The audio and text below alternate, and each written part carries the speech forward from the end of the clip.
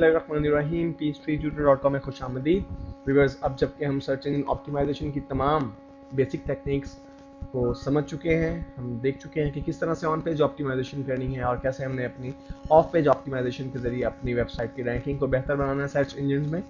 तो आइए व्यूअर्स, चंद एक टिप्स जो मैं आपके साथ शेयर करना चाहता हूँ सर्च इंजन ऑप्टिमाइजेशन के हवाले से। 15 टिप्स हैं जो आपको बहुत मददगार साबित होंगी जब आप अपनी साइट को ऑप्टिमाइज कर रहे होंगे। व्यूअर्स, पहली tip, be bold. Be bold से मुराद क्या है कि आप जिन कीवर्ड्स की बेस पे अपनी सर्च इंजन अपनी वेबसाइट को ऑप्टिमाइज करना चाहते हैं, उन वर्ड्स को बोल्ड कीजिए अपने उस पेज में, अपने टेक्स्ट में। जब आप कंटेंट्स में वो कीवर्ड्स यूज करेंगे तो आपने उन्हें बोल्ड करना है, लेकिन बार बार बोल्ड मत कीजिए, लेकिन कम से कम एटलीस्ट एक मरतबा आपके वो कीवर्ड्स बोल्ड जरूर होने चाहिए। और एक मरतबा अगर आप उनको इटैलिक कर देते हैं तो ये भी एक अच्छी टेक्निक है। Tip number 2, gate deep links.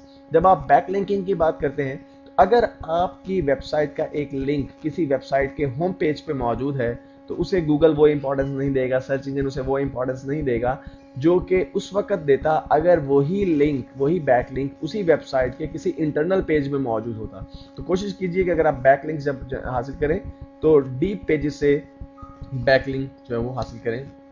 Tip number 3, optimize each page individually. जी हाँ व्यूअर्स, बाज लोग ये गलती करते हैं कि चंद एक कीवर्ड्स की बेस पे पूरी साइट को ऑप्टिमाइज करने की कोशिश करते हैं। ऐसा नहीं है।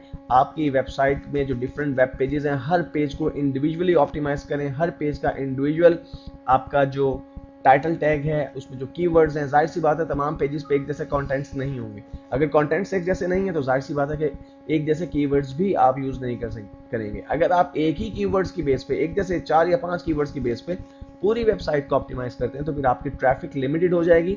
जबकि अगर आपकी वेबसाइट पे बहुत सारे कंटेंट्स हैं, डिफरेंट नेचर के कंटेंट्स मौजूद हैं, डेफिनेटली आपको बहुत से डिफरेंट कीवर्ड्स की बेस पे हर एक पेज को इंडिविजुअली ऑप्टिमाइज करना चाहिए। Tip number 4, use different anchor text. जी हाँ व्यूअर्स, आप जब अपने बैकलिंक्स जनरेट करते हैं तो जो टेक्स्ट आपने एंकर टेक्स्ट के तौर पे यूज करना है वो डिफरेंट होना चाहिए। मिसाल के तौर पे, फॉर एग्जांपल, अगर मैं पीचट्री की अपनी वेबसाइट को ऑप्टिमाइज कर रहा हूं तो कहीं पे मैं उसके लिए जो एंकर टेक्स्ट यूज करूंगा, एंकर टेक्स्ट मैं बताता चलूं, फिर वो टेक्स्ट है जिसके साथ मैं लिंक को अटैच करूंगा, यानी जिस पर कर्सर लाने से वो लिंक एक्टिव हो जाएगा।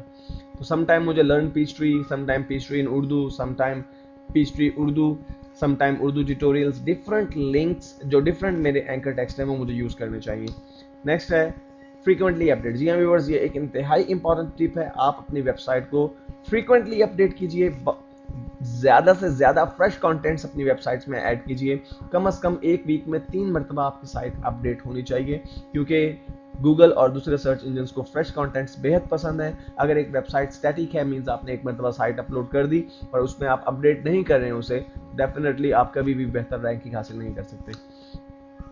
व्यूअर्स, बहुत ज़्यादा रेसिप्रोकल लिंक्स यूज़ मत करें। रेसिप्रोकल लिंक, जैसे कि मैं आपको बता चुका हूँ, ये लिंक एक्सचेंज का एक तरीका है कि मैं आपकी वेबसाइट पे अपना लिंक पेस्ट करता हूँ, आप मेरी वेबसाइट पे अपना लिंक पेस्ट कर दें। अगर आप बहुत ज़्यादा रेसिप्रोकल लिंक्स ऐड करेंगे अपनी साइट पे तो आपकी जो साइट है वो लिंक एक्सचेंज साइट जो है वो कंसीडर करेगा गूगल। तो ये एक अच्छा इमेज नहीं होगा। तो आप कोशिश करें कि वन वे लिंक हासिल करने की कोशिश करें।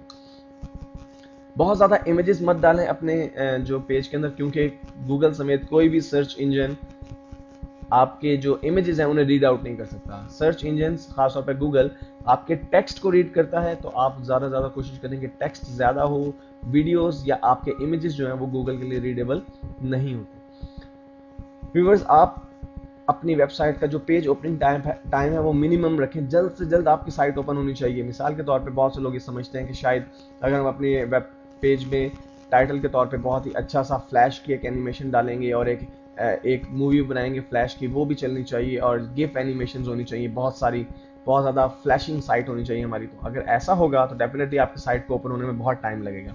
और आपकी साइट को ओपन होने में जितना ज़्यादा टाइम लगेगा, जिस तरह एक आम इंसान जब किसी साइट को ओपन करता है तो चंद लम्हों तक वेट करता है और अगर वो साइट ओपन नहीं होती तो उस साइट को क्लोज कर देता है। बिल्कुल इसी तरह से गूगल के रोबोट्स जब किसी सर्च वेबसाइट को रीड आउट करने के लिए आते हैं तो अगर वो साइट ओपन होने में कुछ ज़्यादा टाइम ले तो वो उसे रीड आउट नहीं करते, चले जाते हैं वापस। 3 टाइम्स गूगल के रोबोट्स किसी वेबसाइट को रीड करने की कोशिश करते हैं। अगर वो साइट रीडेबल ना हो तो गूगल उस साइट को अपने इंडेक्स में ऐड नहीं करता। So try to minimise the time कि आपका पेज ओपन होने में कितना टाइम लगता है। नेक्स्ट व्यूअर्स, अगर आप अपनी वेबसाइट में जावा के बने हुए ड्रॉप डाउन मेन्यूज यूज़ करते हैं तो एक बात जहन में बिठा लीजिए कि गूगल या किसी भी सर्च इंजन के लिए ये मेन्यू बार्स कतई तौर पर रीडेबल नहीं है।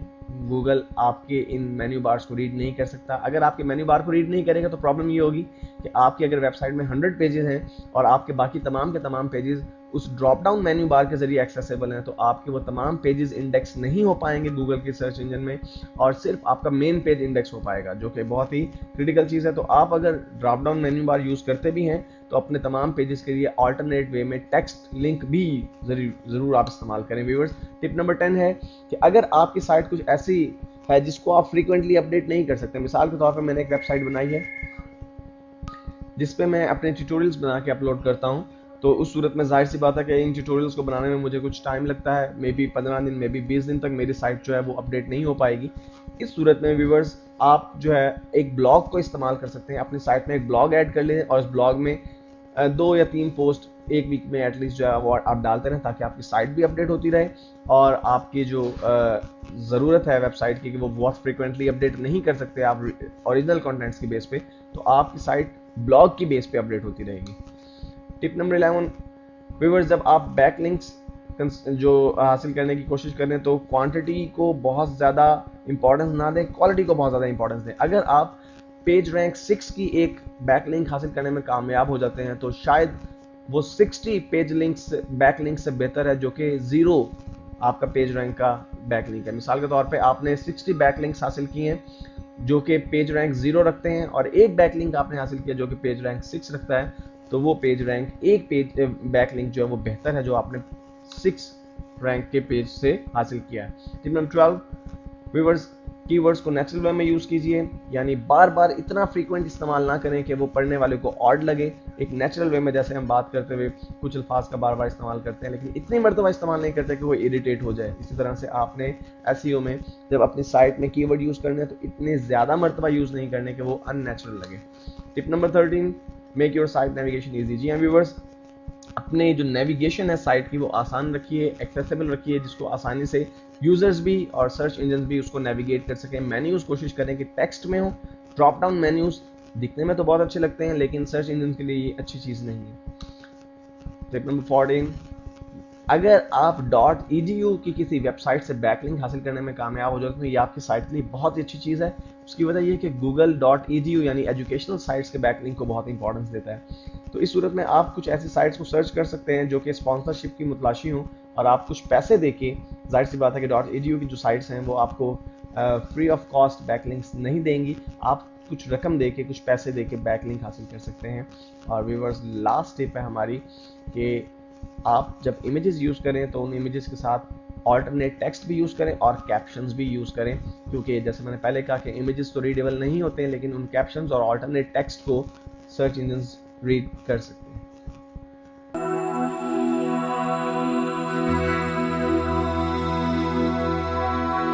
बिस्मिल्लाहिर्रहमानिर्रहीम व्यूअर्स, peachtree-tutor.com में खुशामदीद। अपनी पिछली वीडियो में मैंने 15 टिप्स आपके साथ डिस्कस की जिसकी वजह से आप अपनी सर्च इंजन ऑप्टिमाइजेशन को बहुत ज़्यादा बेहतर कर सकते हैं।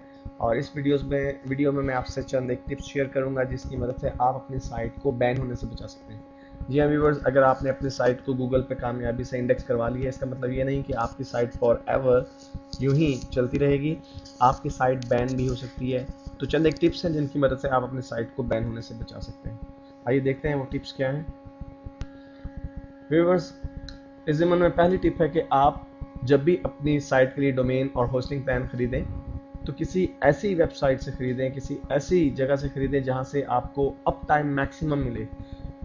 अगर आप शेयर्ड होस्टिंग परचेज कर रहे हैं तो उस सूरत में कोशिश करें कि आपका जो सर्वर है उस पर मिनिमम अप टाइम 99.5% होना चाहिए। अगर आपका सर्वर का अप टाइम 99.5% से कम है तो बहुत ज़्यादा चांस है कि आपकी साइट को गूगल बैन कर देगा।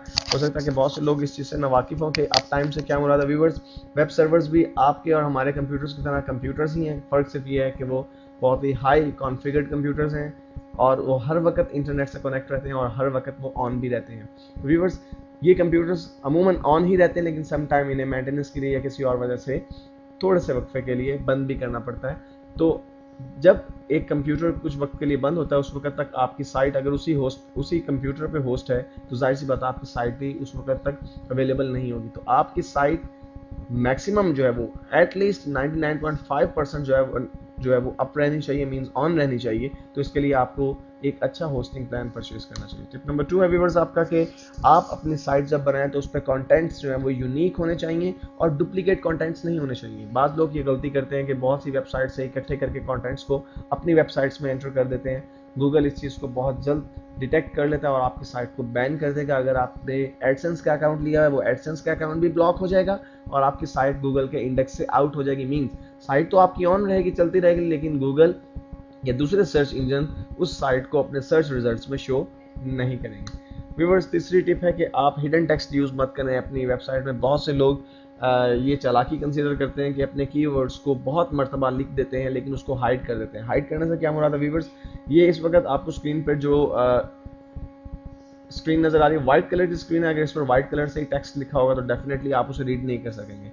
लेकिन सर्च इंजन या रोबोट्स या क्रॉलर्स जब किसी पेज को रीड आउट करते हैं तो वो उसके कलर से हट के कोई भी कलर हो, चाहे वो उसके बैकग्राउंड से मैच ही कर रहा हो, उसे रीड कर लेते हैं। तो बाज़ लोग ये चालाकी करने की कोशिश करते हैं कि जो बैकग्राउंड कलर है उससे मैच करता हुआ एग्जैक्ट जो है वो कलर के कीवर्ड्स जगह जगह इंसर्ट कर देते हैं, जो देखने वालों को, यूजर्स को तो पढ़ने में नजर नहीं आते लेकिन सर्च इंजन उसको रीड कर लेते हैं और इस तरह से वो अपने कीवर्ड्स की डेंसिटी को बढ़ाने की कोशिश करते हैं। लेकिन ये कोई अच्छी टेक्निक नहीं है। डेफिनेटली जल्द या बदेर गूगल इस चीज़ को डिटेक्ट कर लेता है और आपकी साइट बैन हो सकती है। और व्यूअर्स लास्ट टिप है कि अगर आप कुछ सेकंड हैंड डोमेन परचेज कर रहे हैं, मींस किसी शख्स ने पहले से डोमेन ली हुई थी और आप उससे डोमेन ले रहे हैं, तो ये पहले चेक कर लीजिए कि कहीं ये डोमेन ऑलरेडी सर्च इंजन ने बैन तो नहीं की हुई। अगर ऐसा है तो आप अपनी एक नई डोमेन परचेज कीजिए।